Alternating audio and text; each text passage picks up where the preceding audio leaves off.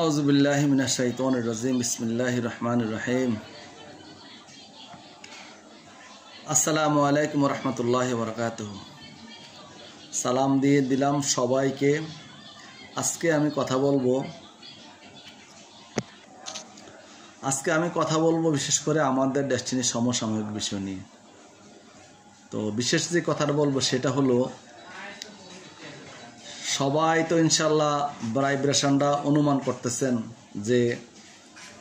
যে ডায়মন্ডগুলা, যে পরিচালকগুলা, যে পিএইচডিগুলা রফিকুল আমিন থেকে অনেক দূরে চলে গেছিল, এখন অলরেডি তারা ঢাকা ঢুকে গেছে, বিভিন্ন জায়গায় মিটিং মিছিল করতেছে। এটা আপনারা সবাই জানেন বা শুনছেন, এবং এটাই সত্য কথা। সবার ভিতরে একটা ভাইব্রেশন শুরু হয়েছে যে ডেস্টিনি আবার চালু হচ্ছে, ডেস্টিনির টাকা ফেরত পাইব, ডেস্টিনির এমডি স্যার মুক্তি পাবে। আমরা অনেক আশা আকাঙ্ক্ষা নিয়ে কিন্তু ৪৫ লক্ষ ফ্যামিলি বসে আছি।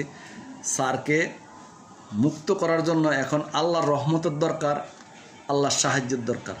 আমাদের চেষ্টা অব্যাহত। আমি ভিডিওর শুরুতে আপনাদের সবাইকে অনুরোধ করব, সঠিক তথ্য যদি আপনি পাইতে চান তাহলে আমার এই ইউটিউব চ্যানেলটা সাবস্ক্রাইব করে রাখবেন আর ভিডিওটা শেয়ার দিবেন। কারণ আপনি আমার এই ইউটিউব চ্যানেল সাবস্ক্রাইব করলে আর ভিডিওটা শেয়ার দিলে কি হবে, আপনার যে টিম আছে না, সবার কাছে তথ্যগুলো পৌঁছে যাবে। আর আপনার কথাটা এখন হঠাৎ করে আপনার টিম খাবে না, কারণ আপনি দীর্ঘদিন এখানে ছিলেন না। আপনার কথাটা সত্য মিথ্যা যাচাই করতে আরেকজনকে ফোন দিব। আর আমার আইডিতে যখন ঢুকবে তখন আপনাকে আর বিশ্বাস করানো লাগবে না, কারণ আমি দীর্ঘদিনের যাত্রী, 12 বছরের যাত্রী এখানে। আমি ধারাবাহিক কন্টিনিউ এখানে করতেছি। হয়তো আমার কোনো যোগ্যতা নাই, কোনো গুণ নাই, কোনো কিছুই নাই, কিন্তু একটা জিনিস আছে, আমার অগাধ বিশ্বাস আছে আমার গুরুর প্রতি, জনাব রফিকুল আমিনের প্রতি। আমি সেই বিশ্বাস নিয়ে কাজ করতেছি এবং সেই লক্ষ্য উদ্দেশ্য নিয়ে কাজ করতেছি। আমরা মুক্ত হবই ইনশাআল্লাহ। আর সেটার ভাইব্রেশন আপনারা টের পাইতেছেন। এখন আমি আবারও বলছি, আমার চ্যানেলে যারা সাবস্ক্রাইব করেন নাই, সঠিক নিউজ পাইতে হইলে অনেক বিভ্রান্ত নিউজ আপনারা নিতে পারবেন। নতুন নতুন অনেক আইডি হবে, নতুন নতুন অনেক আপনাদেরকে অনেক তথ্য দিতে আসবে, কিন্তু আইডি যাচাই করবেন যে কতদিন আগের থেকে আইডিটা চালায় এবং দীর্ঘদিন আছে কিনা, ধারাবাহিক আছে কিনা, এবং স্যারের সঠিক নিউজ আছে কিনা। এগুলোর জন্য, সঠিক নিউজের জন্য আমার এই চ্যানেল সাবস্ক্রাইব করবেন এবং শেয়ার করবেন। এই জন্য ৪৫ লক্ষ ফ্যামিলির কাছে যেন আমাদের এই নিউজটা চলে যায় যে না, ডেস্টিনির ভাইব্রেশন শুরু হয়েছে।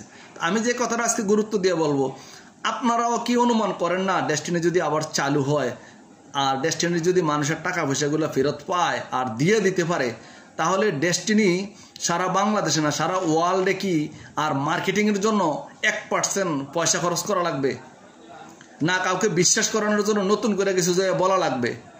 তাহলে আল্লাহর কাছে শুধু সাহায্য কামনা করেন, অতি তাড়াতাড়ি যেন আল্লাহ আমাদেরকে মুক্ত করে মানুষের ধার দেনা পরিশোধ করে।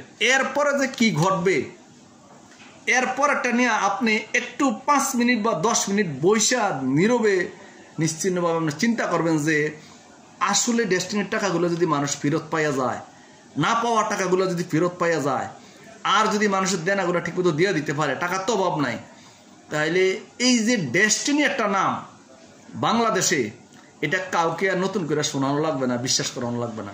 তাইলে আমাদের প্রেক্ষাপটটা কি দাঁড়াইতেছে, আমাদের বিজনেসের অবস্থা কি দাঁড়াইবে, ডেস্টিনির আগামী দিনের বিউটি, আগামী দিনের গেট আপ, আগামী দিনের যে এটার যে একটা উদ্বেগ হবে, এটার যে একটা বিশালতা হবে, সেটা আপনি নিজে নিজে চিন্তা করলে আপনার কাছে চলে আসবে। আমি যারা ৪৫ লক্ষ ফ্যামিলি আছেন সবার কাছে আমার সালাম পৌঁছাই যে আপনারা নিশ্চিত থাকেন, ইনশাল্লাহ আমাদের মুক্তি মিলবেই। কারণ আমার গুরু অন্যায় করে নাই, আমরা অন্যায় করে নাই, আপনারা অন্যায় করেন নাই, আপনাদের হকের টাকা। হ্যাঁ, এখানে আমরা আসছি কর্মসংস্থান তৈরি করতে, উদ্যোক্তা তৈরি করতে, মানুষকে কর্মজীবী করতে, কর্ম উদ্যোক্তা করতে, মানুষকে সেবা দিতে। কিন্তু এখানে এসে আমরা প্রতিহিংসার রসানলে পড়ছি। তো সেটা হয় স্বাভাবিক, কারণ হলো যুগে যুগে এটাই হয়েছে, যারা সেবা করতে আসছে তাদেরকে একটা বাধা প্রতিবন্ধকতা আল্লাহ দিয়া তাদেরকে যাচাই বাছাই কইরা আসল মানুষগুলোকে একত্রিত কইরা এবং সত্য মানুষগুলোকে একত্রিত কইরা, ধৈর্যশীল মানুষগুলোকে একত্রিত কইরা একটা রাস্তা তৈরি করে। আর যারা এই দীর্ঘদিন যারা আমাদের সাথে বিরতিহীনভাবে আছেন, আপনাদের জন্য আপনারা চিন্তা করেন না যে এখন যে ডায়মন্ডরা, পিএইচডিরা, ক্রাউনরা আসা শুরু করছে। হ্যাঁ, অনেক মানুষ আসবে, 45 লাখ লোক তো আর অল্প স্বল্প লোক না, আরও নতুন লোক আসবে। এখন বিষয় হলো আপনি যদি চিন্তা করেন আমি কে, আমার জায়গাটা কোথায় থাকবে, আমি তো সাধারণ ডিস্ট্রিবিউটর। ভাই আপনি সাধারণ হন আর যাই হন, যেদিন আপনার বিয়ে গেছে ওদিনকে আপনার সাথে 100, 200, 500 যাত্রী গেছে, কিন্তু শেয়ার কিন্তু আপনারটাই সঠিক ছিল। আর আপনি যদি ওদিনকে না থাকতেন তাহলে ওই বিয়েটাই হইতো না, কারণ বিয়েটা ছিল আপনার। এখন ডেস্টিনিতে যারা দীর্ঘ 12 বছর এখানে লাইগে আছেন, আসলে সেটটা আপনার। বাকি যারা আসে কোনো আপত্তি নেই, আমাদের কোনো এই ধরনের হ্যাঁ কাজ তো করতে হবে, সবাই মিলে তো কাজ করবে। আমি সবাইকে স্বাগতম জানাই, অসুবিধা নাই। কারণ হলো কাজ তো সবাই করবে, বাকিটা আমার গুরু বাছাই করবে কারে কোন জায়গায় রাখবো কারে। হ্যাঁ, একটা কথা আমি স্যারের মুখ থেকে শুনছি, যেটা স্যারের থেকে শুনছি, স্যার বলছে এই কথাটা যে আমার বাড়িতে সবাই আসবে, সবাই দাবাত খাইবো, সবাই ঘুরবো ফিরবো, সন্ধ্যাবেলা সবাই চলে যাইব। কিন্তু যে কথাটা আমি বলতে চাচ্ছি, স্যার একটা কথা বলছে যে আমার বাড়িতে অনেক লোক আসবে, অনেক লোক দাবাত খাইবো, সারাদিন ঘুরবো ফিরবো, সন্ধ্যাবেলা কিন্তু সবাই চলে যাব। কিন্তু আমার বাড়িতে থাকবে কারা জানেন? আমার মেয়ের জামাইরা থাকবে। কারণ মেয়ের জামাইদের বাড়ি এটাই, তাদেরকে আমি অধিকার দিছি, তারা অধিকার পাইছে, তারা আমার বাড়িতে থাকবে। কথাটা এরকম। তাইলে যারা দীর্ঘ 12 বছর এই ডেস্টিনিকে বাঁচিয়ে রাখার জন্য, মুক্তি করার জন্য স্যারের সাথে শ্রম, ঘাম, মেধা, অর্থ বিনিয়োগ করছেন, আপনি ছোট না বড় সেটা দেখার বিষয় না, আপনি কিন্তু ডেস্টিনির দুলা। আপনাকে মানতেই হবে সেটার জন্য রাস্তা সব রেডি করছে স্যার। আপনি ঠিক সেফ জায়গায় আছেন, আপনিও জানেন না, আমিও জানি না, আপনাকে আমাকে স্যার কোন জায়গায় একদম ফিট করে ফেলছে। এখন যে জায়গায় ফিট করে ফেলছে এর বাহিরে কোনো আর সুযোগ নেই কারো।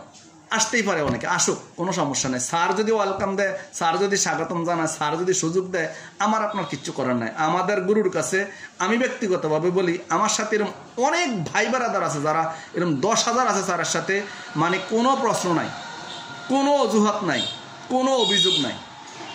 গুরু যেটা বলে সেটাই। এখনো আমরা গুরুর কথা ছাড়া কিছু করি না। লাভ হয়েছে না লস হয়েছে সেটা আমাদের দেখার বিষয় না, উনি যেটা বলে সেটাই কথা। তো সেই ধারাবাহিকতায় আমরা ইঞ্জিনিয়ার শহীদ ভাইয়ের সাথে আসি। শহীদ ভাই এই পর্যন্ত আমরা দেখি নাই হাজারো শত ডায়মন্ডের ভিতরে, হাজারো লক্ষ মানুষের ভিতরে যে ইঞ্জিনিয়ার শহীদ ডায়মন্ড হিসেবে আমাদের সাথে পরিচয় দিয়ে কাজ করে নাই। সে একজন সেবক হিসেবে, সে একজন ভলেন্টিয়ার হিসেবে, সে একজন ডেস্টিনির একজন আন্তরিক মানুষ হিসাবে হ্যাঁ আমাদেরকে দীর্ঘদিন সাপোর্ট দিয়ে গেছে। এখনও তার কাছ থেকে আমরা সঠিক নিউজগুলো পাই। তাই বাইরের লাইভ অনেক সময় বাইরের আইডিতে যারা ফলোয়ার আছেন ফলো দিয়ে রাখবেন। আর আমার এই চ্যানেলটা আপনাদেরকে আবারও বলতেছি, সবার কাছে নিউজগুলো পৌঁছার জন্য, প্রত্যেকটা নিউজ ইনশাআল্লাহ এখান থেকে সঠিক নিউজ পাবেন। শুধু নিউজগুলো পৌঁছানোর জন্য প্রত্যেকটা লোক আমার এই চ্যানেলটা সাবস্ক্রাইব করেন, এই ইউটিউব চ্যানেলটা সাবস্ক্রাইব করবেন। এবং যারা ডেস্টিনিকে ভালোবাসেন, ডেস্টিনির টাকা ফেরত পাইতে চান, আমি আপনাদেরকে দাবি করে বলবো, আপনি টাকা ফেরত চাচ্ছেন, তা আমরা দীর্ঘদিন এত কষ্ট করছি, এখন নিউজগুলো আপনার দরকার নাই, নিউজগুলো একটু পৌঁছাইতে পারবেন না, আপনি একটা ভিডিও শেয়ার করেন, এখন আর সমস্যা নাই তো। কারণ ডেস্টিনি এখন মুক্তির একদম ধার প্রান্তে ইনশাল্লাহ। একটু সময় লাগতেছে, কাগজে কলমে আমাদের কিছু বিষয় আছে। কারণ ডেস্টিনির বিষয়টা বাংলাদেশের সবসময় যেই সরকারে আসুক, এটা 10টা বিষয়ের একটা বিষয়। এখন বেড়া যারা লাগিয়ে গেছে, বেড়া জালে পড়ে গেছে, এখান থেকে একটা সুতা গিটটা লাগলে চুড়াইতে সময় লাগে, এটাই স্বাভাবিক কথা। লাগিয়ে তো গেছে গিটটা, যে লাগাইছে অন্যায়ভাবে লাগাইছে, ন্যায়ভাবে লাগাইছে, সেটা বড় কথা না। বড় কথা হলো গিটটা লাগিয়ে গেছে, এটা চুড়াইতে সময় লাগতেছে। তাহলে আপনি ডেস্টিনিতে টাকা বিনিয়োগ করছেন, টাকা ফেরত পাইতেন চান, আবার আশা করে বসে আছেন, আর আমার ভিডিওতে আপনি আমার চ্যানেলে সাবস্ক্রাইব করবেন না, ভালোবাসা দিবেন না বা শেয়ার দিবেন না। এটা তো একটু অধিকার দেন, একটু অধিকার আমাকে দেন। আমরা তো দীর্ঘদিন এই চিল্লাইতে আপনাদের কাছে খোঁজখবরগুলো দেওয়ার চেষ্টা করছি। তো এখন সময় আসছে, এই সময় আমি দাবি করলাম আমার অচিরে আমার ওয়াচ টাইম ফিল আপ করা লাগবে। তাহলে আপনাদের শেয়ারটা যদি বেশি বেশি হয়, তাহলে আমার ওয়াচ টাইমটা ফিল আপ হয়ে যাবে। আমার ওয়াচ টাইম ফিল আপ হইলে আমার ইউটিউব চ্যানেলটা মনিটাইজেশন হয়ে যাবে ইনশাল্লাহ। এটা ডেস্টিনির মুক্তির আন্দোলনের জন্য অন্যরকম একটা আমার চেষ্টা ছিল, যে আমি তো আর কিছুই করতাম পারি নাই। ইব্রাহিম আলাইহিস সালামের আগুনে যেরকম ব্যাঙ্গে মুছছে, ব্যাঙ্গের মধ্যে কোনো ইব্রাহিম আলাইহিস সালামের আগুনে কিচ্ছু যায় আসে না, আমার চিল্লি কিচ্ছু যায় আসে না। কিন্তু আমি চেষ্টা করছি দীর্ঘ এই দুর্দিনে, যখন কেহ কথা বলে নাই, যখন মিডিয়ার ভয় ছিল, শেখ হাসিনার ভয় ছিল, পেশিবাদ সরকারের ভয় ছিল, তখন আমি সুলেমান মিয়াজি সাহস নিয়ে, উদ্যোগ নিয়ে, আল্লাহর ভরসা করে হ্যাঁ আমি আমার কাজটা চালিয়ে গেছি। তো স্যারের অনুমতি আছে ইনশাল্লাহ আমার কথা বলার। আমি যদি ভুল ভ্রান্তিও করে থাকি অন্য সময় আল্লাহর রাস্তায় সবাই ক্ষমা সুন্দর দৃষ্টিতে দেখবেন, কারণ আমি তো তৈরি হইতেছি আপনাদের সাথে কথা বলার জন্য, কেহ না কেহ তো কথা বলতে হবে। আপনাদের কাছে অনুরোধ করব আমার এই ভিডিওটা অন্তত পক্ষে সবচেয়ে বেশি শেয়ার চাই আমি। আপনারা ইউটিউব চ্যানেল থেকে নিয়ে ফেসবুকও শেয়ার দিতে পারেন, অথবা ইউটিউব চ্যানেল থেকে শেয়ার দিতে পারেন, আপনাদের বন্ধু বান্ধবকে শেয়ার দিতে পারেন। সবচেয়ে বেশি যেন ইনশাল্লাহ এই ভিউজটা হয়, কারণ আমার ওয়াচ টাইমটা ফিল আপ হওয়ার দরকার। এখন আমার সব কিছুকে ইউটিউব চ্যানেলে শুধু ওয়াচ টাইম ফিল আপ হইলে আমি মনিটাইজেশন পাই। আপনারা দোয়া করবেন আমার জন্য, স্যারের জন্য দোয়া করবেন। আপনাদেরকে সর্বশেষ নিউজটা দিই, আমরা গত 1 থেকে 5 তারিখ পর্যন্ত আমাদের অক্লান্ত পরিশ্রম করছে আমাদের সেন্ট্রালি যারা আমাদের ভাইরা আছে, ইঞ্জিনিয়ার শহীদ ভাই সহকারে অনেক চেষ্টা করছে, যথেষ্ট চেষ্টা করছে, হার্ডলি চেষ্টা করছে স্যারকে মুক্ত করার জন্য। আমি 3 দিন ছিলাম লাগাতার ঢাকাতে, কিন্তু আল্লাহর হুকুম, আল্লাহর রহমত আমাদের প্রতি হয় নাই, বা আল্লাহ কি জন্য আমাদেরকে এভাবে রাখছে জানি না। এটা আল্লাহর রহমতও হইতে পারে, আমি জানি না। আল্লাহ যা করে ভালোর জন্য করে, আমি সেটাই কামনা করি। আমরা কিন্তু 6 তারিখ পর্যন্ত মুক্তি করতে পারি নাই স্যারকে। এখন সুপ্রিম কোর্ট বন্ধ, আর আমাদের সর্বশেষ নিম্ন আদালতে যে কাজটা চলতেছে, এটার আগামী রোববারে আবার স্যার ইনশাল্লাহ কোর্টে আসতেছে। প্রত্যেক সপ্তাহে এখন শুনানি চলতেছে। সাক্ষীর যারা প্রায় একেবারে শেষ পর্যায়ে আছে, ঘোষণা আসে না, সাক্ষী শেষ, কিন্তু 1-2 করে শেষ পর্যায়ে। আর এখন যারা ইনকোয়ারি করছে, যেটা আগ্রমেন্টের কাজ, যেটা ইনকোয়ারি যারা করছে, তাদের তদন্ত যারা করছে, তাদের সাক্ষীটা এখন চলবে আগামী সপ্তাহ থেকে ইনশাল্লাহ। আশা করি আমাদের উপর থেকে 2টা অর্ডার আছে। একটা অর্ডার ছিল আগের 1 বছরের ভিতরে মামলা শেষ করতে হবে, এটার পরে আরেকটা অর্ডার করছে সুপ্রিম কোর্ট 6 মাসের ভিতরে মামলা শেষ করতে হবে। এখন সব মিলাইয়া এখানেও আর সময় একেবারে কম, যে স্যারকে এই মামলাটা নিষ্পত্তি করলে, স্যারকে একটা রায় দিলে, সব মিলাইয়া আমরা দেখতেছি ইনশাল্লাহ স্যারের মুক্তি মিলবেই।